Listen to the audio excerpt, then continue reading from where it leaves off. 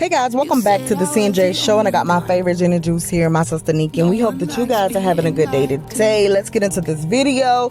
Now we have a short clip of Keith Lee explaining what he said and what transpired, so we'll be back after this video.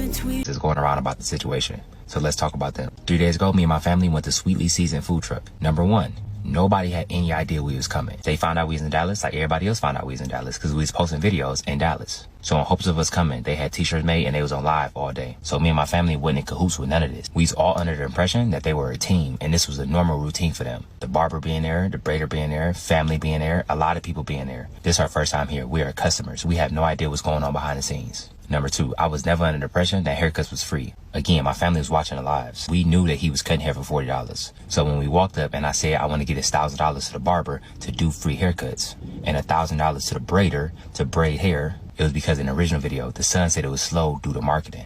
That's marketing.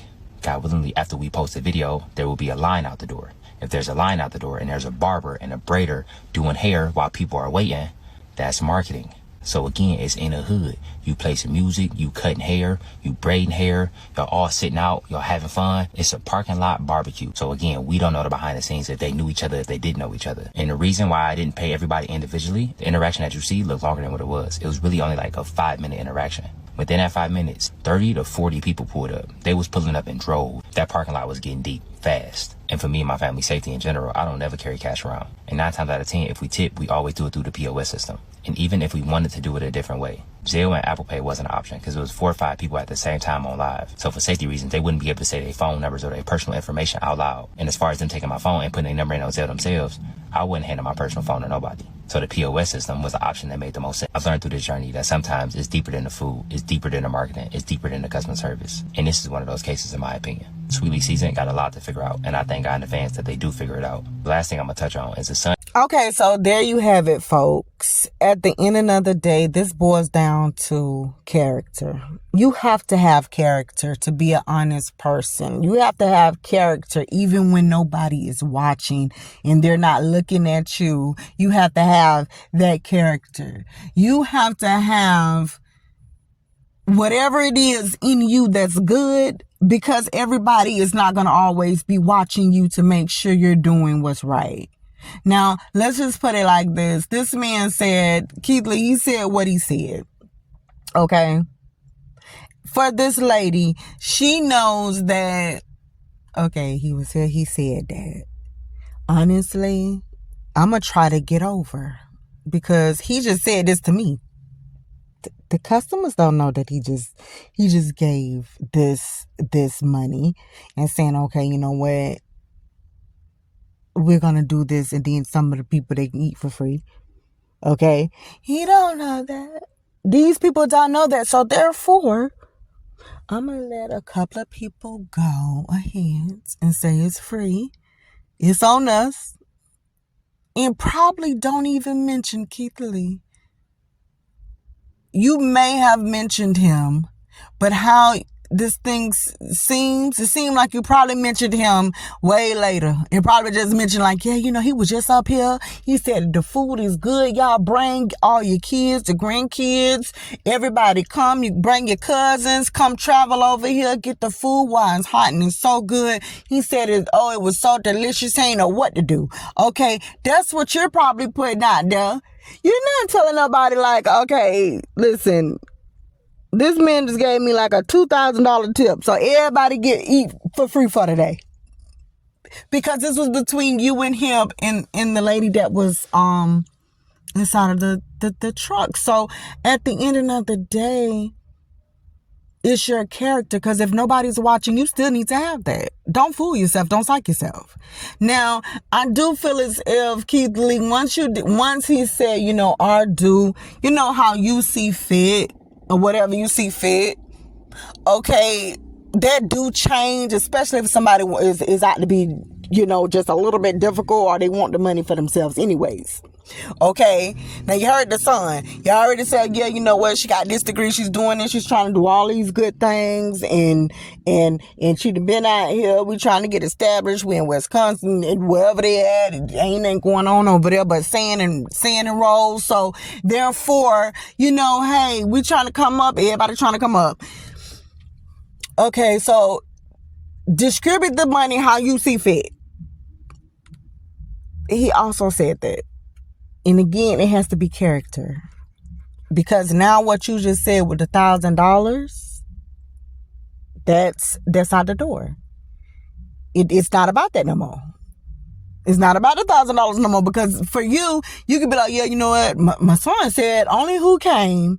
Now you tell me this. If it was supposed to be $40 that he's charging, why in the world would I get the $40 and I'd give $1,000 when he only had 5 customers throughout the whole day? If the people is coming for my food, they coming for my food, and you get what I'm trying to say? So there's certain things. It's just, honestly, it is a mess. But guess what? This is my conclusion to this all, and we can let this go, because this happen in our Black communities all the time. This is Black History Month, okay, guys? We're starting off very bad, and that's fine. But what I want other people to start to do in our culture here as Black Americans. Okay, can't talk about nobody else but Black Americans. We need to get it together, because we don't want nobody else to win. Because we feel as if majority of the people feel if you win, then I lose. And here's some competition. I can't do that.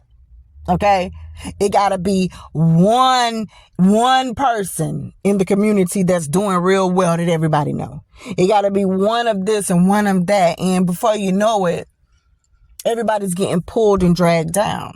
Crabs in the buckets. We can't get anywhere here. And this is why when you see the Italians, you see, Haitians, and I'm not going to say nothing about no Jamaicans, because I don't know how they do. I think they're along with the Americans, the Black Americans, where how they do stuff. But you see the Haitians, and you see, the whites, and you see Italian, you see them, anything that they do it as a group, as an effort, as a team. Because once you do this as a whole, it makes your community grow, and you grow.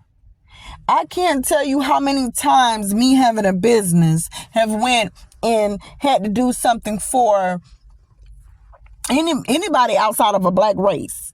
And it's been the white person. They're quick to give you, oh, I can give you my girl's number, my guy's number, who, he's good with this, and I give you, and they just constantly just giving you business and giving you that recommendation.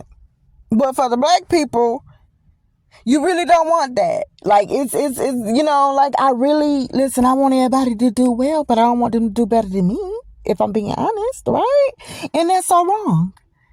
Everybody was out there collectively to do something, because it's a marketing type of a thing. So if I'm getting my hair cut and I'm sitting up here and I'm waiting to get my hair cut, I'm gonna get hungry or thirsty. Okay, I don't care if it was just a bottle of water out there and some chips. If you're waiting and you see something in front of you, somebody gonna get a water, somebody's gonna get a bag of chips. Let's stop, people.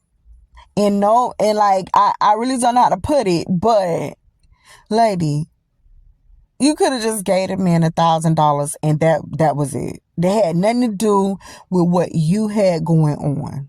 Because at the end of the day, he gave money to that guy, but your business was going to go afloat. And at the end of the day, okay, since he did come there and he did travel to you and said, okay, yes, listen, the food is good, blah, blah, blah, your business should be booming from that very day on out, because now you got that exposure. Who knows now what's going to really go on? But as far as the guy with the haircut, he really didn't, he didn't come for that. He just seen what the man was doing and where everybody was doing to say, okay, look, get him something too. And you just to sit up here, now I'm just going to get all of the money. I'm going to just get all this money, then call it a day. Okay, I guess, honey.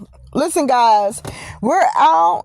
Listen here for the black community. Let's stop trying to be so greedy, okay, for things. And let's just start looking at others and having a good character. And if we're going to shoot to the top, we're shooting to the top not by being greedy, not by being deceiving, not by conning people, not from skipping the line. We're doing it the correct way so that we can be ahead of the line, okay? So that even if we get in the back of the line, we still can get to the front of the line, if you get what I'm trying to say.